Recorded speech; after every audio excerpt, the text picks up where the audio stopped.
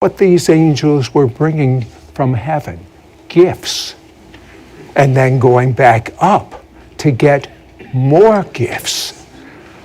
Those angels are here right now.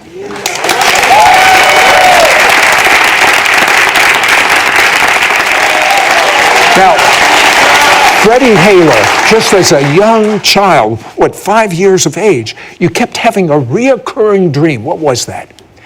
Well, it was just a dream that came to me as about a 5-year-old, and it came to me for about 6 months, on and off. And I would be asleep, and I would see three-dimensional, multicolored notes and heavenly sounds and angelic voices. And I didn't really appreciate at the time what it was. I didn't know what it was. No, but I know exactly what it was. Then at age 11, as so often happens, the devil tried to snuff out his life.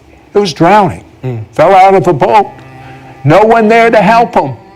But a mysterious stranger showed up and saved his life.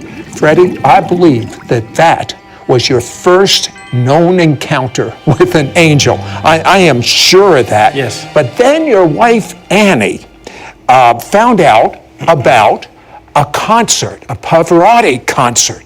And she knew that this was something you would enjoy, but you didn't have the money for tickets. What happened? Well, she called up the lady who was in charge of tickets, and they were $500 a seat. And she said, my husband said he would be able to sing the songs of heaven. And again, I'm not going to tell you what's going to happen. You get offered to sing for the world at $20,000 a night. What would you do? What did you do?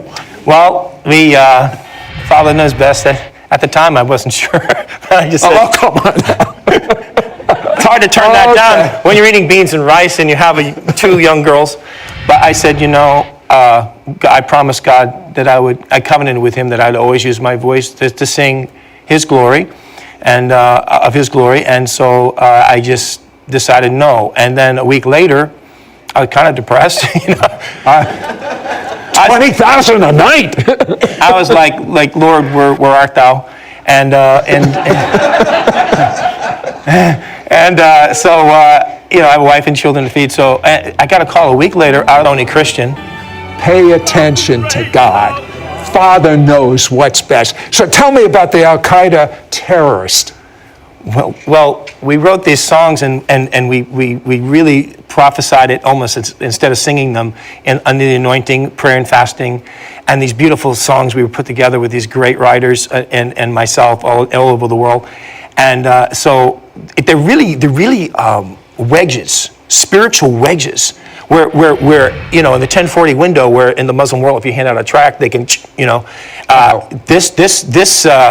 this music goes into these places. And so someone got a pirated version. Thank you, pirate. It's okay. In Afghanistan. And this man calls us up on one of these, those cell phones you used to see, Osama using.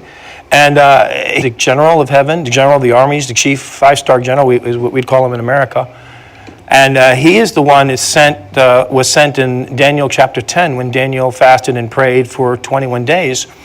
And there was a very powerful warring angel helping him fight the prince of Persia, the demonic powers that were coming at Israel then. Isn't it interesting? Persia, is Iran. So back then, he was fighting the prince of Iran.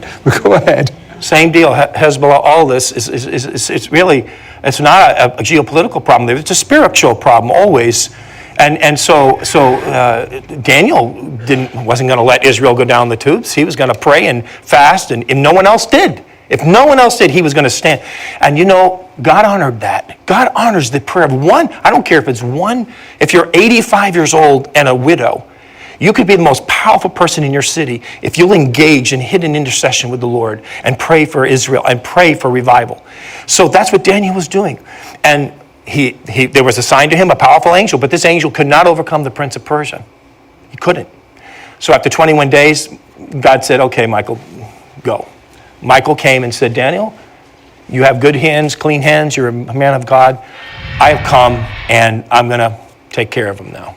So Michael did come in, and so Michael is this celestial prince, and he's also given the specific duty, a lot of Bible scholars believe, Jewish scholars as well, that he is the celestial prince of Israel. Daniel makes that pretty clear. Go ahead. Yes, and I think that that he is on notice to stand guard for Israel. So the other day when I was thinking about the program and praying, I was in my chair and I was just sitting at home, and all of a sudden I had this vision, and I saw in one of the songs I sing, he had golden curly hair with eyes of like liquid blue lightning, with these beautiful glory-like beads and glory beads, powerful creature, 10 foot tall. And I saw him in the vision, and then he said, behold, and around Israel was encamped fiery chariots and all these angelic hosts. And I said, what is going on? And this was before I heard about the possibility of, chemical weapons attacks, whatever. But there's a spiritual dynamic going on right now where Michael has specifically been in these end times, because it talks about in the end times. We know we're in the end times. There is a time of Michael, and I heard it clearly. The Lord speak, this is the time of Michael. Get up and pray. There isn't a lot of time left. Prepare my people. Prepare my people. I'm coming. The Messiah is coming to rule and reign from Jerusalem, the holy city. And it's not, we need to redeem the time. We need to hasten his return by praying for Israel and empowering the intercessors. It's a call to intercessors and people everywhere to uphold, like Daniel, these angels. Because like Aaron and Hur upheld the hands of Moses. I mean, Moses was a pretty spiritual guy. He was at the burning bush. He was a worshiper. But he got tired at times, and he needed help. The angels are the same way. They're not omnipotent. They need our prayers. Let's make the Song of Michael, if you would go to the music set, let's make the Song of Michael your prayer, because right now,